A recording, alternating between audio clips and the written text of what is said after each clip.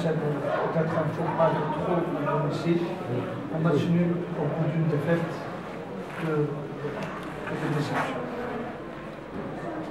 Dans votre question, tout n'est pas juste. Un match nul n'est pas une défaite, parce que ça rapporte quand même un point. Et on peut s'apercevoir dans le championnat que parfois 3-4 buts nous permet d'atteindre au moins un objectif qui est le maintien. Par contre, il y a une grosse déception, ça c'est vrai. Surtout de la manière c'est concédé. C'est toujours rageant de se faire rattraper, même si je pense qu'ils avaient eu une nouvelle situation avant pour revenir au score.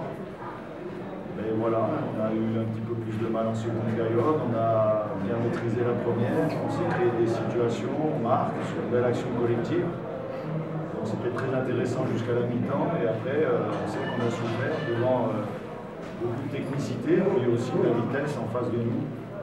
Quand cette équipe est troisième, c'est pas un hasard. Deuxième maintenant, c'est pas un hasard. Donc, mais j'estime que si on avait été discipliné comme nous le sommes, on aurait gagné le match. Qu'est-ce qu'on voulait dire par discipline? À un moment donné, vous savez, quand vous faites des choix, vous demandez aux joueurs d'appliquer certaines choses. Il ne faudrait pas que ça s'oublie de 30 secondes, une minute. Voilà, c'est cette discipline-là intellectuelle que je dis, je répète depuis un certain temps, qui nous fait défaut justement et qui ne nous permet pas d'enchaîner tout simplement ce soir la victoire, parce qu'on aurait pu aller la chercher, et puis d'enchaîner les bons matchs. Donc on fait du yo-yo depuis le début du championnat. Voilà, mais c'est cette discipline, cette rigueur qu'il faut pour le haut niveau, et aujourd'hui il y en a qui en manquent. Avec 4 buts marqués en 6 matchs, quoi, je ne pensais pas que le problème au niveau de l'attaque.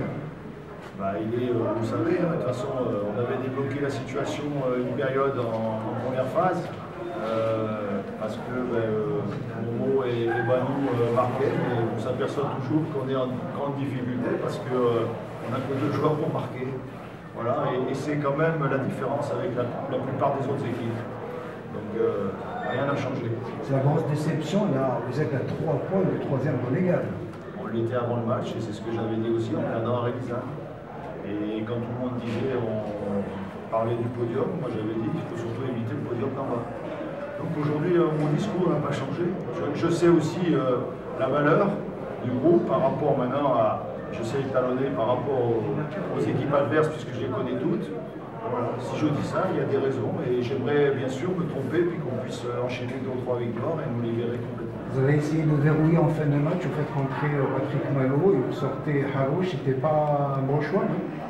Pas le bon choix, vous savez, quand vous vous faites égaliser, maintenant on se fait égaliser sur une ligne arrêtée. Donc c'est plus délicat, c'est pas seulement sur une réorganisation, évidemment, puisqu'on souffrait en milieu de terrain depuis un certain temps.